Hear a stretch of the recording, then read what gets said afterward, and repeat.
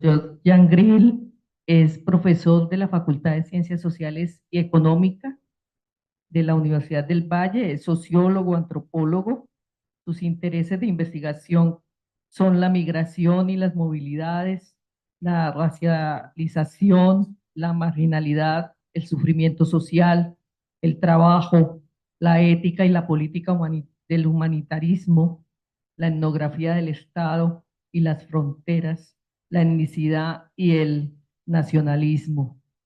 El profesor Jan Grill ha realizado numerosas investigaciones en Eslovaquia, en la República Checa, que es su país de origen, en Gran Bretaña y en Colombia. Antes de llegar a la Universidad del Valle en Cali, Colombia, fue docente e investigador en el Departamento de Antropología Social de la Universidad de Manchester en Gran Bretaña. Su conferencia de hoy es titulada Mundos de la no pertenencia, Kafka y la alteridad.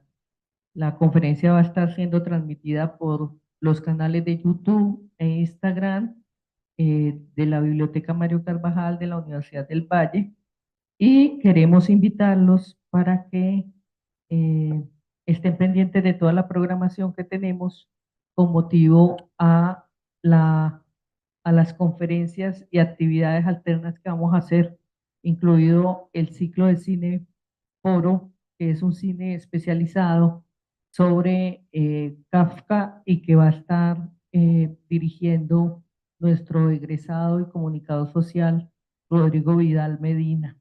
Entre las películas está Metamorfosis, El Proceso, Kafka, La Verdad Oculta, Carácter, y bueno, no los quiero meterles toda la programación ya, está en la página de la biblioteca, en la agenda de la Universidad del Valle, y ahí también van a encontrar el documental que hace alusión al último viaje de Kafka, que es un documental muy interesante que se va a pasar gracias al apoyo con las embajadas que he enunciado en el día de hoy.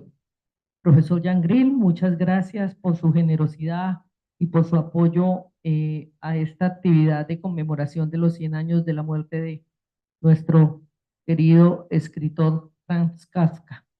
Le cedo la palabra y bueno, al final las personas que quieran hacer alguna pregunta o una intervención es bienvenida. Buenos días, y buenas tardes.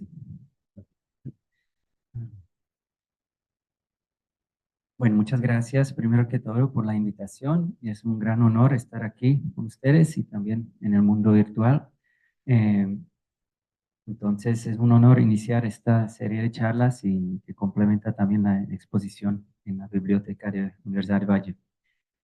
Yo soy checo por origen, también antropólogo y sociólogo, pero quizás lo que quiero conectar con la charla de hoy es uno de los líneas de mi investigación que tienen que ver con una posición de minoría y mayorías en Europa Central. Estaba trabajando mucho más con grupos o poblaciones romaní, ya, pero en su época de Kafka romaní, como los judíos, son históricamente dos minorías en la posición de la sociedad dominante. Eh, Mi expertise o mi trabajo de investigación no es en Kafka en sí mismo, pero lo que quiero que hoy hacemos es una invitación a pensar sobre relaciones y mundos sociales que ha habitado Kafka y relaciones sociales que han moldeado tanto su vida como su obra. Eh, entonces es como una reflexión y perspectiva orientada por las dos dimensiones. Una, por qué mundos sociales ha habitado Kafka en su época, y segundo, pensar sobre algunos temas recurrentes en sus trabajos que nos permite reflexionar, eh, porque muchas veces en varios expertos sobre Kafka y sus obras se enfocan en obras o privilegian diarios para entender lo que realmente estaba sintiendo Kafka, o buscan cierta causalidad entre lo vivido y el trabajo de él.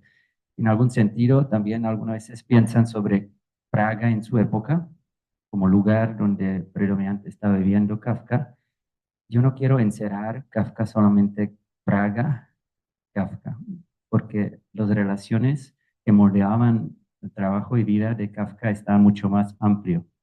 Entonces, cuando pienso en los mundos que habitaba Kafka y las relaciones que estaba tejiendo, quiero pensar relación el mundo micro, digamos en Praga, pero también otros lugares que él estaba frecuentando o con cuál estaba comunicando. Y eso es una época de las últimas décadas de Imperio Austrohúngaro y también en relación con otros centros de cultura o de política como Viena y Berlín en este momento. Entonces quiero que pensar con ustedes sobre eso, sobre su obra, sobre sus vidas y finalizando, ojalá pensar sobre algunas implicaciones que la obra de Kafka siguen muy vigente y eso es más que todo en la forma de cómo opera dominación, por lo menos en esta charla quiero hablar sobre esto y sobre cómo los sujetos dominados eh, viven y experimentan esta dominación y muchas veces la internalizan. Entonces, uno de los elementos claves para mí en obra de Kafka es pensar sobre formas de dominación simbólica entre sujetos sin algún sentido que se vuelven dominados. Y sus obras nos permiten reflexionar sobre eso. Sus obras también nos permiten pensar y su vida sobre ciertas condiciones que emergen en esta época que generan y producen ciertas nuevas categorías de no pertenencia. ¿Sí? Eso es una de las cosas centrales que quiero resaltar en esta charla. Y ya voy a explicar qué quiero decir con eso. Antes de eso, ¿me escuchan bien? Sí.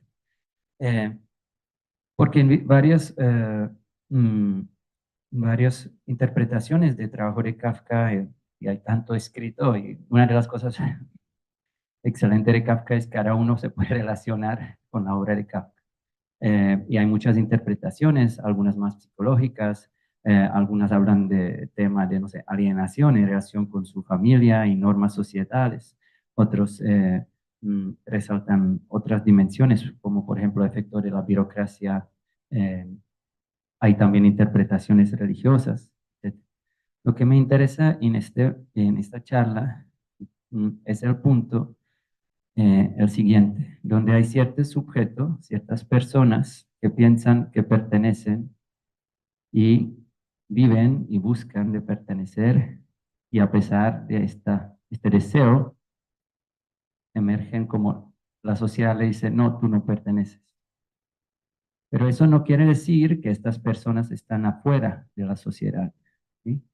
De hecho, son productos de la misma sociedad, pero en cierta época se transforman las formas en cual sociedad le interpela como pertenecer. Entonces, hay emergencia en cual, a través de ciertas formas de exclusiones, las personas que han asumido que yo pertenezco y sigo obedeciendo ciertas normas, sigo siendo miembro de la sociedad a través de diferentes formas de denominación te dice, no, tú no perteneces o perteneces menos.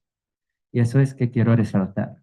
Este momento en cual personas, si usted piensa en diferentes obras de Kafka, muchos de sus protagonistas vive sigue siguiendo, pensando, pero el mensaje que le otorga y cómo los gobierna es a través de no, tú no puedes o todavía espera, etc. Entonces, quiero hablar de esto y quiero también pensar con la invitación del mismo Kafka que en varias de sus comunicaciones, porque algunas interpretaciones también tratan Kafka como a través de su biografía, pero muchos de sus obras, a pesar de ser inspirados por elementos autobiográficos, lo que quiere él construir es una autobiografía colectiva, pensando en ciertos personajes y ciertas categorías colectivas de experiencias que viven ciertos sujetos. Entonces, uno puede pensar, por ejemplo, una categoría con cual él estaba pensando bastante, era una categoría de los judíos asimilados en esta época. Eh,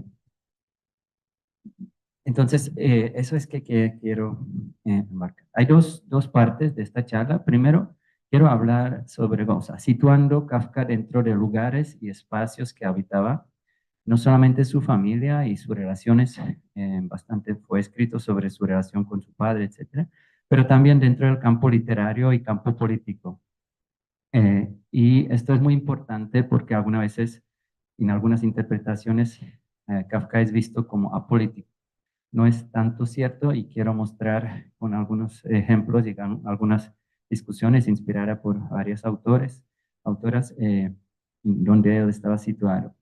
Y segundo, quiero pensar precisamente sobre estos temas de dominación simbólica y producción social de no pertenencia en esta época y lo que sigue.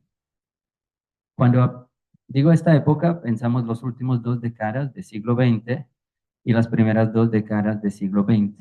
Eso es una época donde Imperio Austrohúngaro, son últimos momentos. Recuerdan en 18, eh, después de Primera Guerra Mundial, hay nuevas creaciones de diferentes países, naciones, estados-naciones, entonces crece Checoslovaquia. Entonces hay una transición en tiempo entre ser habitante de Imperio Austrohúngaro y ser habitante de Estado-nación, Checoslovaquia, que ocurre en 18. Franz Kafka fue de familia judía alemán parlantes o hablantes que vivía en Praga, y su primer idioma fue alemán, aunque también sabía checo. Eh, mm, es judío, pero no practica mucho la religión. Eh, y su familia, su padre, uno puede ver como que la forma de insertarse en la sociedad y forma de ascenso de movilidad social tenía que ver mucho con practicar ciertas formas de lo que podemos llamar asimilación cultural dentro de la sociedad dominante checoparlante, aunque en esta época Praga fue bilingüe, pero la mayoría de personas eran checoparlantes, pero los dos idiomas se manejaban. Eh, En esta época de este imperio Hamburgo Praga fue un centro, digamos, regional, ¿sí? La sociedad en Praga, especialmente los escritores, fueron situados en campo internacional con relaciones con otros espacios de imperio austrohúngaro. Entonces, aquí lo importante es pensar en su relación con centros como Viena o Berlín, especialmente para escritores que escriban en alemán, como fue Franz Kafka. Eh, Praga también en esta época fue un lugar que podemos llamar multicultural, en varias relaciones interétnicas, interculturales, donde muchas veces la cuestión de identidad fue bastante fluida. Es decir, las identidades de personas no fueron definidas solamente con un principio de visión y división, como ocurre más adelante, donde la nación, cierta identidad, se vuelve la más que define de manera como monocultiva identidad de uno, ¿sí? Pero es precisamente en esta época donde cristalizan y se fortalecen ciertas formas de identificación en la población que habitaba Praga. También Praga, quiero mencionar, se encuentra un crecimiento inmenso en estos, no sé, 40 años. Para dar ese ejemplo, pues Praga crece un montón y también hay ciertos procesos de modernización, urbanización. Pero también Praga se vuelve un centro de movimientos nacionales o nacionalistas checos, en cual hay una transformación de este espacio de Praga, pero de toda la parte que se llama Bohemia y otros lugares, en cual los espacios sociales, físicos y simbólicos se vuelven objeto de cierta nacionalización. ¿Qué quiere decir? Hay unas luchas por emancipación de personas que hablaban checo, pero también querían que checo se vuelva un idioma eh, reconocido para escritores. Entonces, eh, en contraste con Kafka, que no escribió en checo, hay como una emergencia de nuevos escritores para cuáles la quienes escribir en checo se vuelve un motivo muy importante. ¿Sí? Entonces, en términos literarios y políticos, hay una nacionalización de espacio. ¿Sí? ¿Qué quiere decir?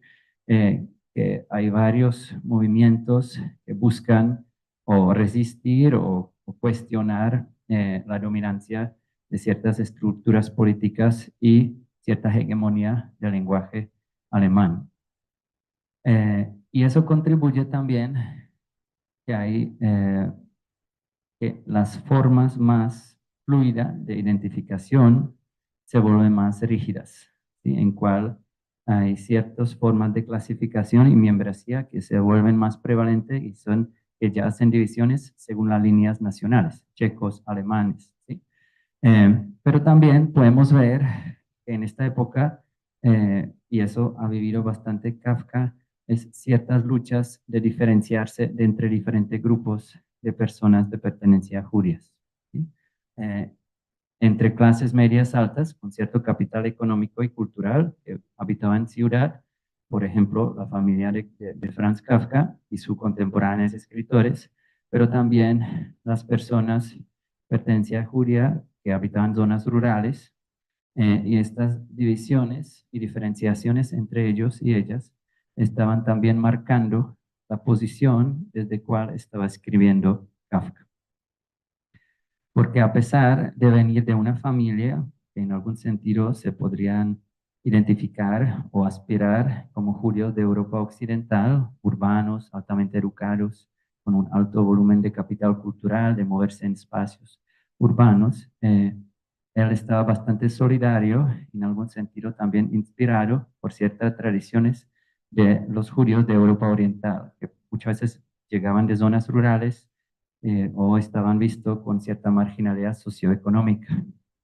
En esta época, Praga ha recibido varios refugiados, eh, mm, precisamente de poblaciones judías que estaban desplazadas a través de diferentes pogroms en zona más de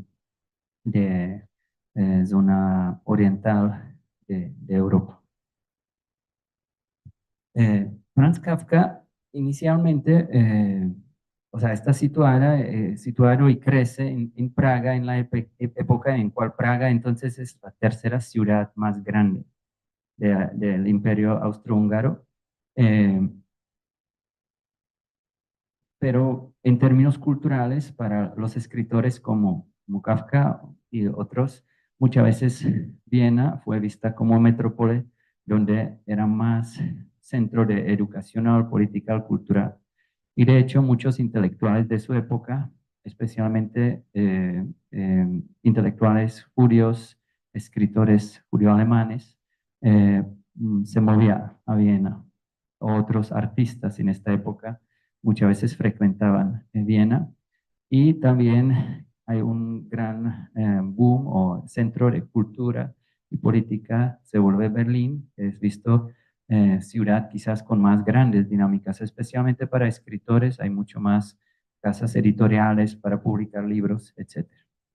Esto es importante porque en algún sentido las personas que habitaban Praga pues miraban a otros lugares, ¿sí? Especialmente como Praga se volvió centro de nacionalismo checo con coexistencia de diferentes formas de escritura o literatura emergente, si era checa o de otras tradiciones. Entonces mirando y moviéndose, sí, físicamente o en conversación, en diálogo con otros lugares era muy importante y marcaban las identidades de escritores y escritoras en esta época. Eso en términos donde era como el círculo literario y espacio. No era entonces solamente Praga, sino se miraba al mundo, ¿sí? Eso era muy importante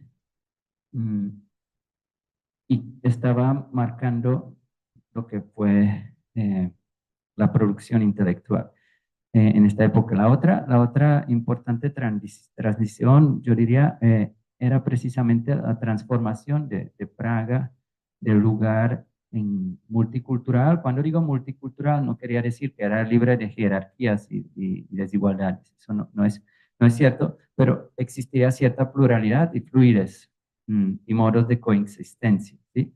En términos de estructuras sociales o estructuras sociales de clase, muchas veces las personas alemán hablante, por ejemplo, como familia de Kafka o otras familias, ocupaban ciertas posiciones con más, digamos, poder económico, ¿sí? Por ejemplo, el papá de Franz Kafka fue un exitoso negociante.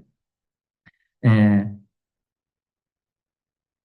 y emergen entonces estas luchas nacionalismo checo, que marcan este espacio, y muchas veces estas luchas buscaban o fueron hechas en nombre de cierto purismo. Entonces muchos movimientos nacionales en esta época, en esta zona, buscaba de alemanizar eh, literatura, ¿sí? O buscar una forma que imaginaban como más puras, ¿sí? Entonces imagínense espacio que era lleno de diferentes acentos y dialectos y en esta transformación en siglo XIX, inicio XX, muchos eh, políticos y escritores buscaban forma más pura de lenguaje nacional, en algún sentido de legitimizar su propio nación, su existencia de su nación. Entonces, eso también tiene que ver con una idea muy fuerte en esta época eh, que fueron inspiradas por un tipo de nacionalismo con pensamiento de filósofo Herder, que describió nación o vistos nación como una expresión de Volksgeist, un espíritu de su pueblo. Y ese tenía mucho que ver con una forma de ver o celebrar eh, lo que fue visto el idioma de pueblo, ¿sí? Entonces muchas veces en esta época ustedes tienen muchos folcloristas recogiendo lo que fue visto como orígenes de idioma checo, construcción de checo como lenguaje oficial, que podría en algún sentido cuestionar cierta hegemonía de mundos oficialmente alemán hablantes. Eh, y eso también resulta en una nueva producción intelectual, ¿sí? Que Kafka estaba expuesta, pero no como tal no contribuía con escribir en checo. Eh, en el mismo tiempo, y para ilustrar este momento en la historia, ustedes tienen por un lado avances en movimiento nacionalista o nacionalistas checos, que resulta en el año 18, la independencia de Checoslovaquia. Entonces, poco y poco hay cada vez más reconocimiento de que checo se volvió visto como lenguaje formalmente igual y después oficial, después de independencia de esta zona. Pero en el mismo tiempo, finalizando el siglo XIX, usted puede ver muchas familias checas que tenían aspiración, movilidad social ascendente, enviando sus hijos a las escuelas alemanas con mayor prestigio social y que garantizaba mejor ascenso. Sí, sí. Eh, en algún sentido, entonces, podemos ver, hay, hay, hay tres como corrientes políticos y literarios. Una es cierto campo literario de esta emergencia de autores checos que buscaban o estaban como comunicando con la idea de autonomía nacional, escribían en checo con esta idea de resistencia, Eh, algunas veces forjaban conexiones con otras partes que eran no alemán parlantes, por ejemplo, después en los años, o sea, un poco después de esta época hay muchos vínculos con Francia, por ejemplo. Pero también ustedes tienen que varios escritores alemanes, muchas veces alemanes no judíos, están inspirados por tradición y también nacionalismo alemán que surge en esta época. Y tenemos los escritores alemán judíos en esta época. Cuando digo esta inspiración con nacionalismo alemán, en algún sentido eso fue relacionado. Entonces muchos de estos autores y autoras pensaban como en respuesta a lo que fue visto como la forzada chequificación, estaban respondiendo como, como fortaleciendo la idea como deberíamos de chequificar, como encontrar. Y entonces era muy relacionado. Hay algunos autores y autoras, historiadores y otros de otros campos que, por ejemplo, Eisner y otros que hablan sobre escritores judío-alemanes en Praga en esta época con la hipótesis de tres guetos. Primero, gueto alemán, eh, viviendo en la ciudad donde la mayoría fueron checo-parlantes, pero en el mismo tiempo estar en cierta provincia de los centros culturales alemanohablantes como era Viena y Berlín. ¿Sí? Segundo, estos autores hablan de gueto social, ¿sí? En cual la mayoría de estos escritores pertenecía a la clase media o alta, porque en esta época casi no existía clase obrera o proletariado alemán o judío en Praga. Y tercero es, ellos hablan de gueto nacional, donde la mayoría de ellos fueron judíos en relación con dominante no judíos alemanes. Esta tercera dimensión es muy importante porque muchos se identificaban culturalmente con mundo alemán. ¿Sí? Muchos, especialmente generación de los padres de Kafka y otros escritores, fueron asimilados. ¿Sí? Pero con tiempo cada vez más se encontraban las formas de este momento que yo dije en el inicio de la charla. A pesar de la esfuerzo de asimilación, con un crecimiento de antisemitismo, estaban encontrando, no, tú no eres. ¿Sí? En algún, ese es un momento muy importante que quiero también resaltar en esta charla y que nos conecta con esta idea de mundos de no pertenencia. Es una época que, punto de como importante es que la lógica de identidades nacionales se cristaliza y se vuelve una visión y división del mundo. Entonces usted tiene diferentes movimientos nacionales, nacionalistas o políticos en diáspora, para decirlas, o en exilio, que estaban buscando eh, generar estados-naciones independientes de imperios. Y es también una época que en términos de población judía eh, se encuentran nuevas organizaciones o ideas políticas. Entonces, allá emerge sionismo, pero también emerge budismo, y eso voy a explicar ahorita. Porque en algún sentido la idea de nación, identidad, tenía que ver con idioma. Eso era una cuestión muy importante en cual muchas personas alemán hablante judías tenía dificultad, porque en algún sentido, pues, no manejaba idioma nacional, como fue el caso de Kafka también. En contraste con otras ideas, ideologías nacionales, donde usted tenía idea, los checos deberían hablar checo, y hay un territorio checo que buscamos una independencia. ¿Sí? Entonces, esto fue un poco sobre relaciones sociales, esta época en Praga. Segundo aspecto que quiero mencionar es precisamente la transformación dentro de la minoría alemán hablantes y dentro de la minoría que fueron las personas judías alemán hablantes. Las personas alemán parlantes eran minoría dentro de Praga, pero ocupaban relativamente en términos socioeconómicos puestos como de intelectuales o negociantes. Los judíos alemanes eran una minoría dentro de la minoría. ¿Sí? Eh, mm, para algunos, por ejemplo, para algunos, bueno, no, ese detalle lo voy a ignorar. En términos de su orientación política de esta comunidad alemán parlante, hay una creciente división y polarización.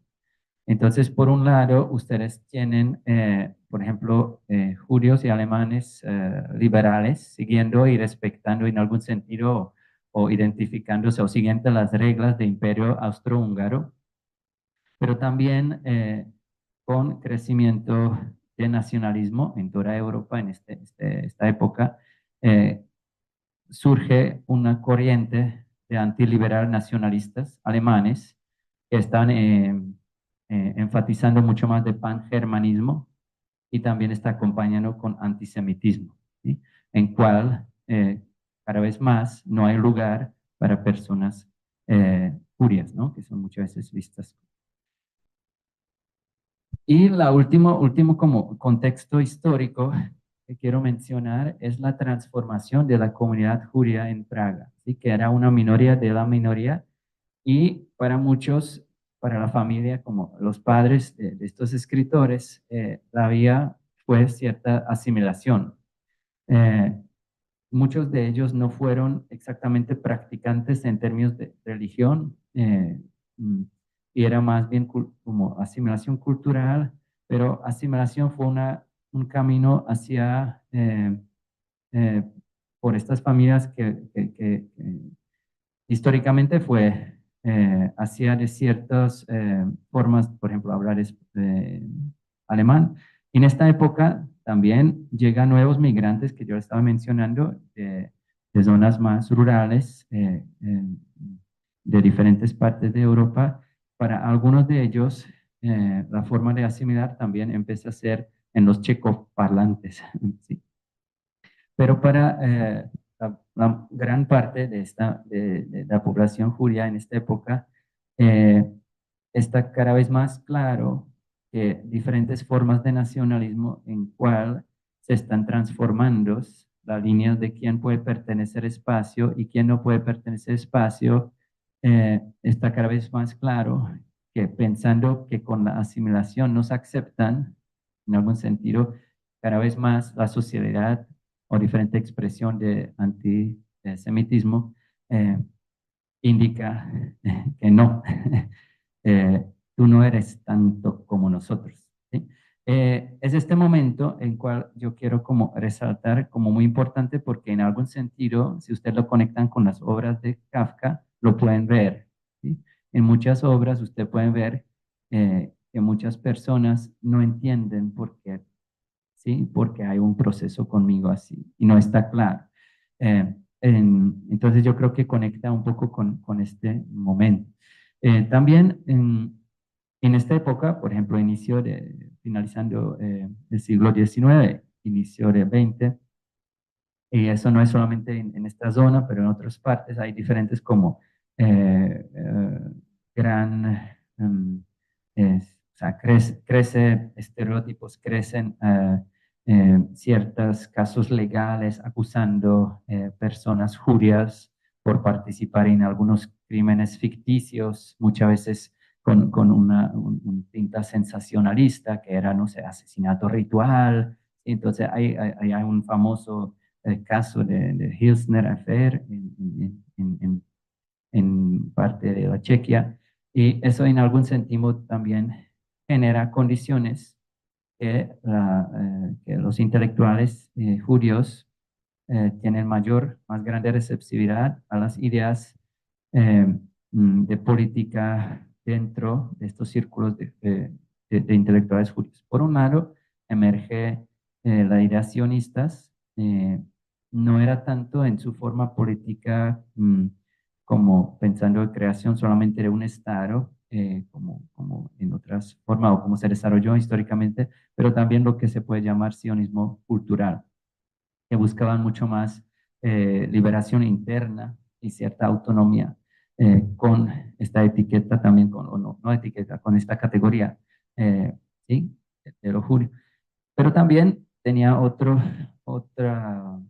ideas políticas que, que se llamaban bundistas, que no buscaban tanto como algo autonomía o sea, era en contraste con las luchas sionistas, porque era un movimiento mucho más transnacional, más socialista, que busca más bien de cierta protección de derechos o diáspora judía dentro de los territorios que habitaban.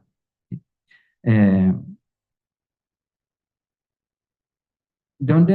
Eso yo quería como iniciar para la primera parte, darle la idea sobre en cuál mundos estaba viviendo Kafka, cómo crece, ¿no? Entonces, él nace en Praga, va a una escuela muy buena, alemán hablante, eh, pero la familia de Kafka, y eso es importante, porque hay muchos estudios sobre su relación y discusión sobre su relación con padre. Muchas veces hay explicaciones psicológicas, etcétera, su autoridad del padre.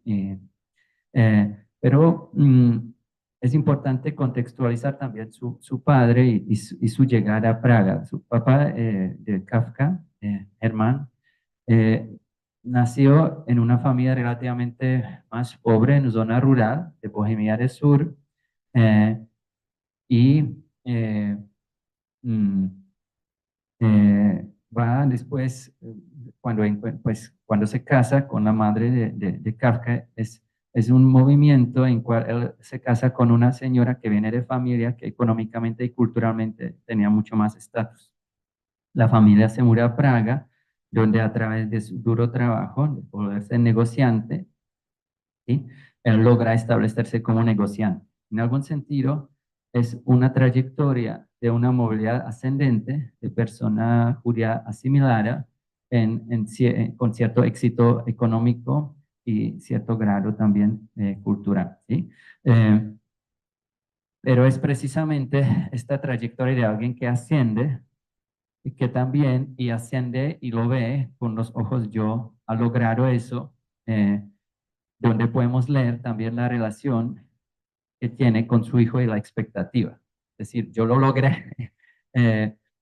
Y aquí hay primera como ruptura o tensión eh, con Kafka y esta relación con autoridad, como alguien que todo un tiempo está una persona muy fuerte, extrovertida, y insiste que sus hijos e hijas siguen en algún sentido camino que él imaginaba era el camino eh, bien o mejor, ¿no?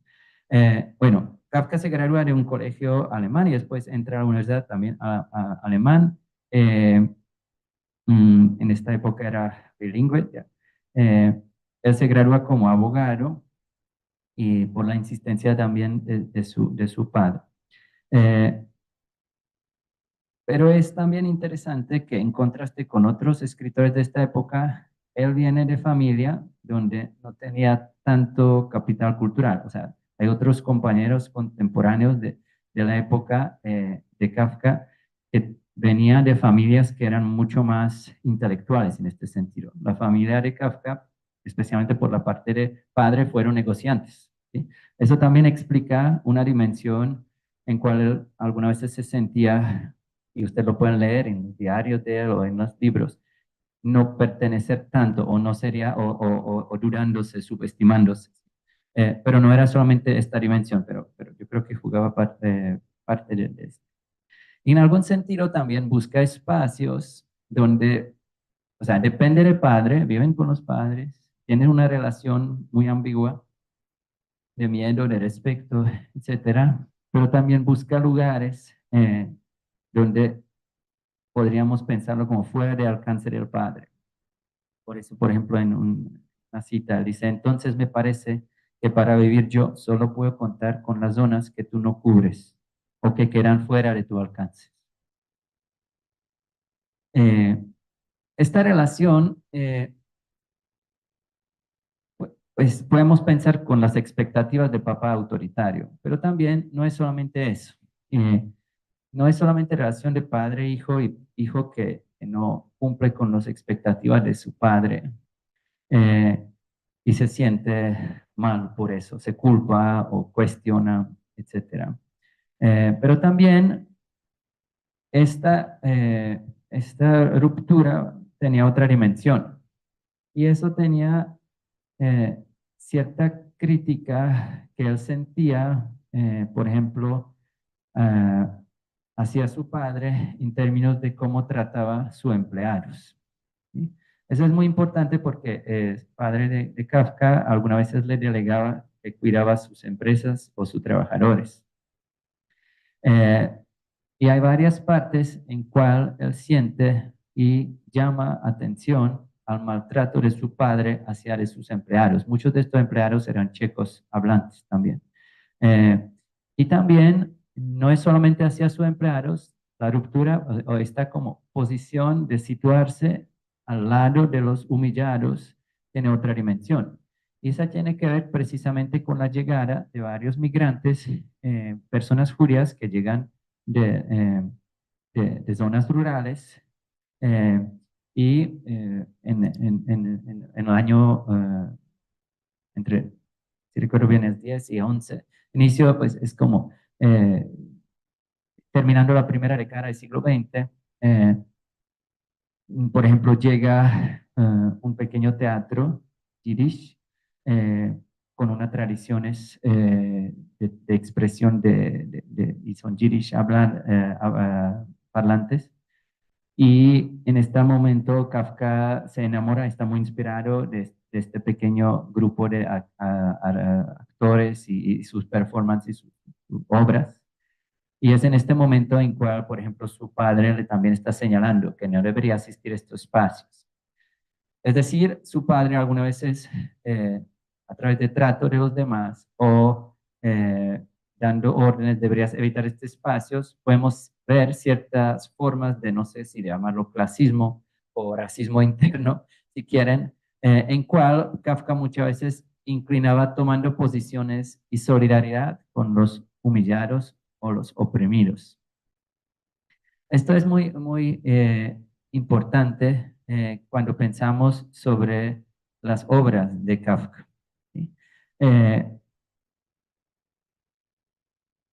entonces yo, por ejemplo, voy a citar o leer breve precisamente pedazo de la famosa carta a su papá, que nunca usó a su papá, eh, en cual, fíjense en una expresión que llega en este momento, ¿sí? En cual él escribe y criticando a su papá por el maltrato que él tiene a sus trabajadores, ¿sí? Y en esta frase él dice, por eso yo estaba forzosamente de parte del personal, ¿sí? No sé cómo está la traducción, si está buena en español, pero espero que sí.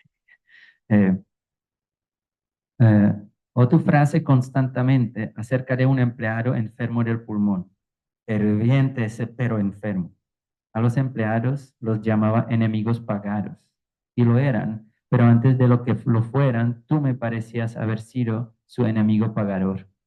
Allí recibí también la gran lección de que podía ser injusto en mí mismo. No lo habría notado tan deprisa. Se había acumulado demasiado sentimiento de culpabilidad que te daba la razón, pero allí, tal y como yo lo veía de niño, esa opinión la corregí después de un poco, como es natural, pero tampoco demasiado. Había algunas personas extrañas que trabajan para nosotros y que por ese motivo tenían que vivir perpetuamente atemorizada por ti. Yo exageraba en esto, evidentemente, por suponer sin más que el efecto que causaba en la gente era tan terrible como el que causaba en mí. Si hubiese sido así, indudablemente no habrían podido vivir, pero como eran gente adulta, casi siempre con unos nervios a toda prueba, se sacudían tranquilamente tus insultos y el daño terminaba siendo mucho mayor para ti que para ellos. A mí eso me hizo no poder soportar la tienda. Me recordaba demasiado nuestra propia relación.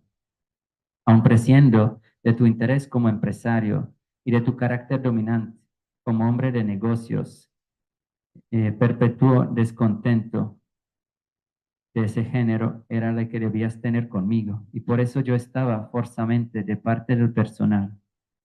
También, por cierto, debido a que no comprendía, ya por pura timidez, cómo se podía insultar hacia una persona extraña, y por eso imaginaba, lleno de indignación, para eso no bastaba ya una actitud normal, correcta con el personal, ni siquiera una actitud discreta, sino que yo tenía que ser humilde, no solo saludar el primero, sino en lo posible impedir que ellos respondieran al saludo. Y si yo, la persona insignificante, les hubiese lamido las plantas de los pies, todavía no habría bastado eso para compensar la manera como tú, el dueño y señor, arremetías contra ellos. El fin de la cita. ¿Por qué? Disculpa, la cita bastante larga. Eh, pero ¿por qué me parece importante pensar en esto? ¿Sí? Es porque también nos conecta a pensar una relación que era personal, pero en el mismo tiempo se volvía social, ¿sí? O sea, en términos de pensando sobre autoridad o autoritarismo de su papá, es un maltrato, pero también esta posición de situarse al lado de los humillados.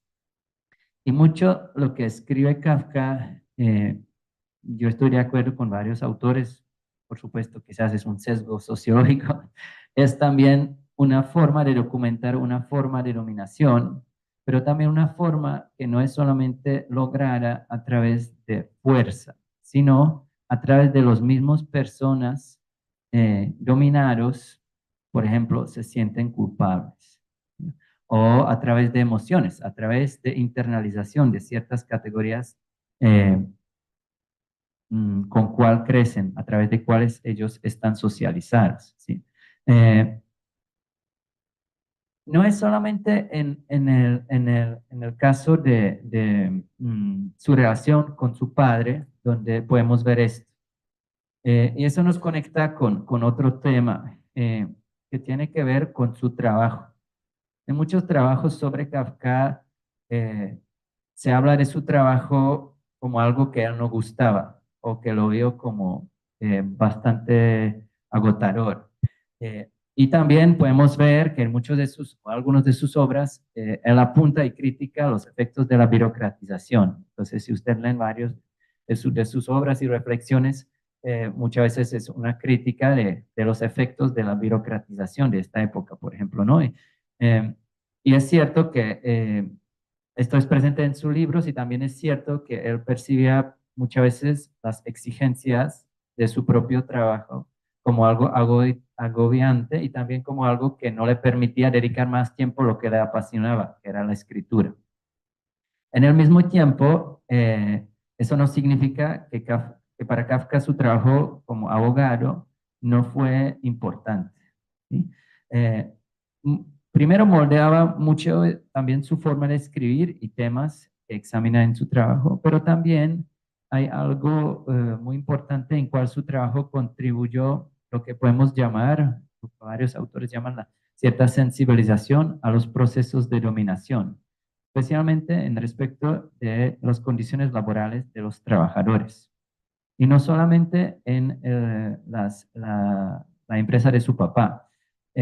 Porque recuerdan, él se volvió a trabajar a partir de, era en año, creo que, bueno, ah, él inicia a trabajar en la institución de seguros de los trabajadores como un abogado, donde estaba documentando los riesgos o leyendo sobre accidentes laborales y condiciones laborales de los trabajadores. Es también en esta época donde emergen primeras leyes sobre protección sociales de los trabajadores. Y muchas veces él estaba apoyando los procesos que tenían que ver precisamente con protección o no cumplimiento de estos derechos laborales. Estaba describiendo estas condiciones, pero también visitando fábricas, no solamente en Praga, en otras partes. Y allá podemos notar primeras reflexiones sobre, pues que después también podemos ver en varias de sus obras o sus diarios. Por ejemplo, en una carta que escribe a Max Brod, su amigo, dice, como se trata de personas de medios modestos o personas modestas o humildes, nos presentan sus peticiones. En lugar de asaltar el edificio de la empresa y destruirlo todo, nos presentan peticiones. Y muchas veces estaba describiendo como, bueno, pues ellos no resisten en manera pues, directa, sino muchas veces ellos aceptan el orden con cual deberían llevar el proceso, de manera más paciente. Eh, También en diferentes cartas y diarios describe la humillación de estos trabajadores y la dehumanización de algunos de ellos. Y estas descripciones y su trabajo entonces estaba permanente trabajando contextos donde era humillación, explotación, pero también una docilidad de las personas, docilidad de los trabajadores, en cual estaban dóciles hacia la autoridad, recibiendo órdenes o en cual la autoridad podría abusar su autoridad y no cumplir con lo que eran derechos y contratos, pero a pesar de esto, ellos están muchas veces aguantándolo, ¿sí? Y él muchas veces estaba pensando sobre esto. Y esto nos conecta con los temas que quería como, conectar en sus obras. Eh, mm, Porque la obra de Kafka nos permite pensar precisamente eso, cómo la gente que está sometida de ciertas formas de dominación terminan aceptando muchas veces de estas formas de dominación.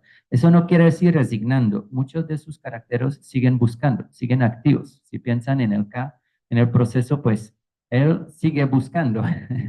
Eh, ¿Sí? Entonces, tenemos primera dimensión. Por eso Kafka también y su obra es tan inspirador para muchos filósofos y filósofos, ¿no? Entonces, tenemos este dilema entre la gente que ciertas estructuras sociales están actuando sobre ellos, disminuyendo su propia libertad o su forma de actuación, pero también podemos ver las formas de agencia o formas en cual la gente sigue buscando actuar sobre las circunstancias que en algún sentido les oprimen, ¿no? Entonces, por ejemplo, en el proceso que nunca termina, sigue, continúa en el proceso.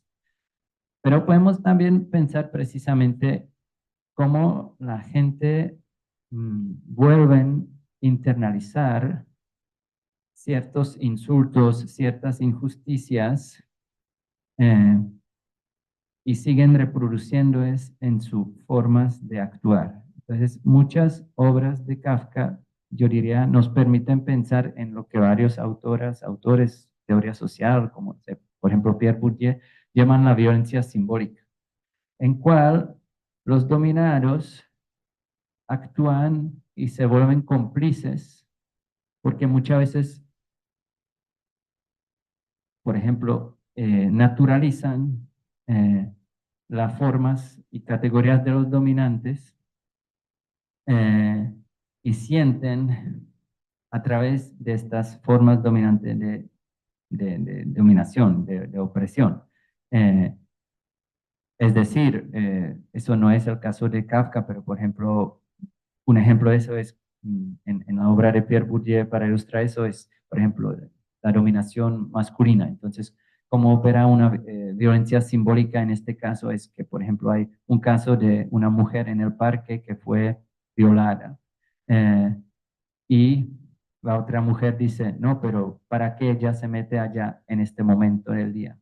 Eso es dar papaya en Colombia, uno podría decir.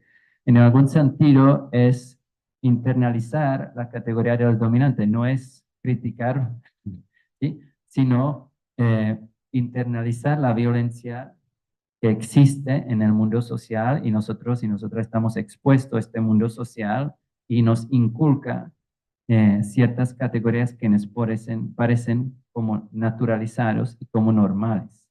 Entonces, es un orden social donde los dominados muchas veces están cómplices en la misma reproducción de su dominación. Y yo creo que esto nos permite pensar mucho, o Kafka, o ejemplos de Kafka en su trabajo, nos da un rango grande de estos ejemplos. Porque muchas veces usted puede ver unas relaciones de cierta submisión o someterse, de cierta asimetría. Hay un conflicto, pero también hay una admiración. Hay sentido de culpa con autoridad. eh, o hay documentación de la imposibilidad de hacer decisiones, ¿sí? O la forma de dudarse. En algún sentido hay cierta interiorización de esta relación de dominación, eh, donde en algún sentido las personas dominadas, en algún sentido, anticipan los deseos de los dominantes. ¿Por qué esto es importante? Porque en algún sentido, lo que varios de sus trabajos y también discusiones e interpretaciones nos permite ver es cómo personas sometidas a ciertas formas de dominación se vuelven un cierto tipo de sujeto que sigue actuando y reactuando cierto orden que puede ser dominado para ellos. Eh, eso es una dimensión. Y la otra que me parece conectada con esta es también uno puede, por ejemplo, pensar cómo muchas veces en varios de sus obras uno puede ver cómo ciertos procesos de dominación está reproducido a través de formas de dominar de los tiempos de los demás. Entonces, por ejemplo, si usted pone este cuento cortico que después aparece en el proceso también, eh, eh, el cuento que se llama Antes de la I, de Kafka. Eh, Allá viene un campesino y no puede entrar, y, pero sigue esperando. Entonces, el portero le dice, tú todavía no puedes entrar. Pero el clave aquí es que el campesino sigue esperando. Es decir, dejar esperar a los demás sin quitar la esperanza que en algún momento lo logras. Eso es otra forma en cual uno puede ver cómo se reproduce dominación, pero también es a través de cierta arbitrariedad, incertidumbre. Entonces, dominación, que en varias obras usted puede ver cómo hay ciertas dominación a través de arbitrariedad de un orden, porque yo no y tú sí. ¿Quién puede entrar? ¿No? ¿Y quién no puede entrar? Y muchas veces los sujetos de Kafka también viven en una incertidumbre, en cual no saben, no entienden por qué pasó, debo poner. Entonces hay como una incertidumbre a través de cual también se producen ciertas formas de dominación. Bueno, ya me voy. Quizás como la forma de ir como concluyendo, y hay muchos como muchas otros aspectos que uno podría fijarse. Eh, Esta forma de escribir también como una forma de cierta crítica de ciertas formas de dominación es muy importante. No es solamente también de cierta forma de dominación, uno también puede interpretar de varias de estas escrituras y varios autores y autoras lo hacen. eh, por ejemplo, estas tensiones que Kafka ha vivido con su papá fue también alguna como, bastante frecuente entre los círculos de los escritores judíos en esta época en Praga, romper y criticar la autoridad de sus padres, porque estaban muchas veces criticando este modelo asimilacionista que muchos de sus padres desarrollaron como fallido, ¿sí? Entonces había muchos como críticas también entre generaciones en esta época. Eh, pero quizás ir como concluyendo y conectando eh, eh, con una dimensión que me parece central y que nos pone también a pensar en el día de hoy. Yo creo que también lo que podemos pensar eh, es eh, un tipo de desigualdad y un tipo de dominación que describe Kafka en dos dimensiones. Mm, Aquí, pues, en estas dos dimensiones voy a utilizar la distinción que hace un sociólogo antropólogo Ghazan Hash, en cual él habla de dos tipos de desigualdad. Una es desigualdad distribucional, en cual, y otra es extractiva, ¿sí? Extraccionista. Pues. La desigualdad distribucional es que ustedes tienen una distribución desigual entre los miembros de una comunidad política o social. Entonces, si hay una desigualdad es porque estamos distribuyendo en manera desigual, ¿sí? Pero todos estamos miembros Entonces, no sé, hay una desigualdad entre ingresos de mujeres y hombres. Entonces, eso es la desigualdad distribucional, porque hay una mala desigualdad según género, por ejemplo. Pero el asunto es que uno está distribuyendo en manera desigual.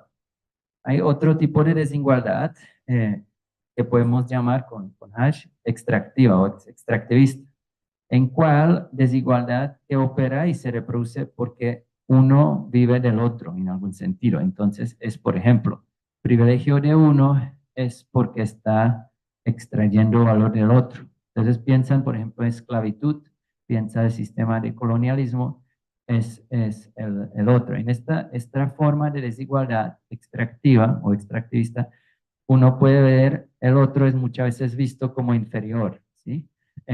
O hay diferentes fronteras internas que legitimizan un tipo de extracción de valor o valorización inferior de la diferencia del otro.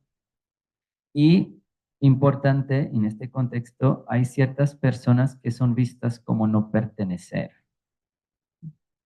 Eh, si uno piensa sobre este tipo de desigualdad, uno puede pensar no solamente que hay una u otra que existe en diferentes momentos, pero estas dos también pueden coexistir, ¿sí? Una coexistencia de estas dos formas de desigualdad. Lo que es para mí muy interesante pensar es la posición de Kafka en algún sentido y también muchos escritores como Kafka, pero también ustedes pueden pensar sobre otros contextos como el día de hoy. Tenemos cada vez más procesos en cual hay una producción de no pertenencia.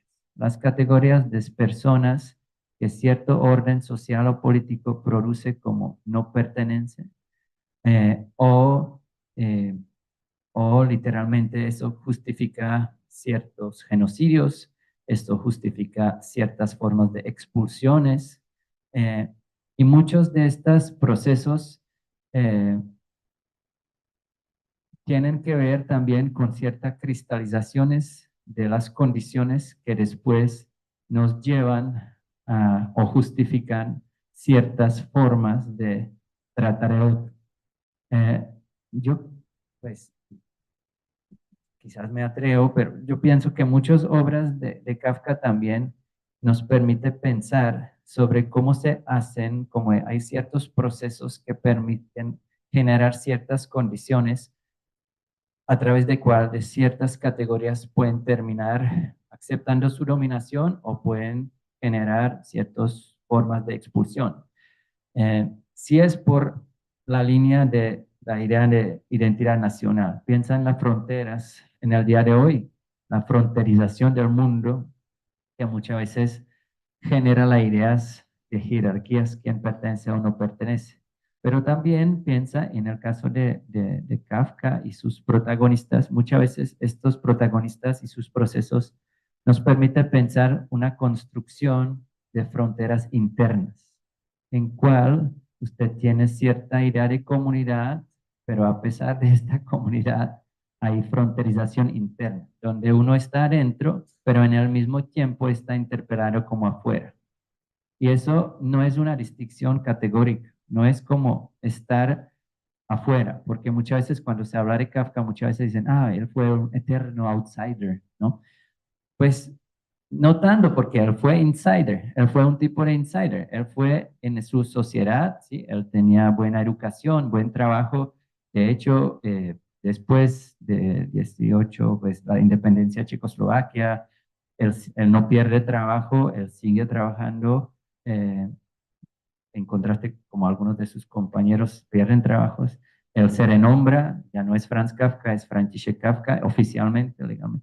Pero en algún sentido, yo creo que muchas veces lo que nos permite pensar varios trabajos de ella es estas formas de generar fronteras internas dentro de la comunidad, donde uno piensa, yo pertenezco y para que pertenezco debo seguir eso. Eh, eh, en el mismo tiempo, la sociedad y los procesos, por ejemplo, la intensificación de nacionalismo y creación de estados-naciones, genera y produce una categoría que cada vez más se vuelve como no pertenencia o perteneces menos. Eh, y yo creo que esto es un aspecto y aprendizaje que uno puede pensar eh, ah, con muchas implicaciones en el día de hoy también. En algún sentido, y yo creo que Hannah Arendt también varias reflexiones cuando habla de Kafka, dice muchas veces los protagonistas de Kafka muestran la tragedia de los judíos asimilados en su época, y es algo que Kafka han vivido desde la generación de su papá, sus contemporáneos, etcétera, pero también lo observa, ¿no? Porque es muy agudo observador en sus escrituras. Y se mueve entre lo biográfico y ser parte de un observador de ciertos tiempos, que después también nos traduce y nos da tanta riqueza de temas que uno puede pensar hasta el día de hoy. Listo, muchas gracias, terminó.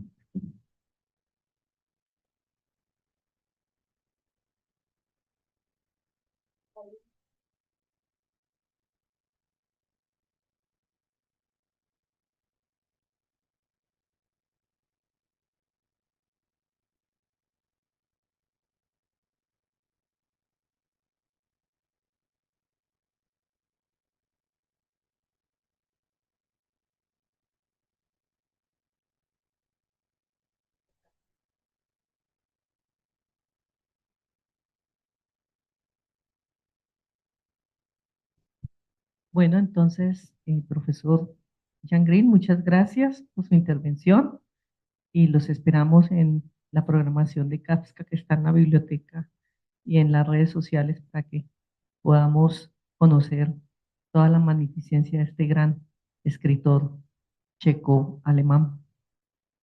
Muchas gracias. Muchas gracias.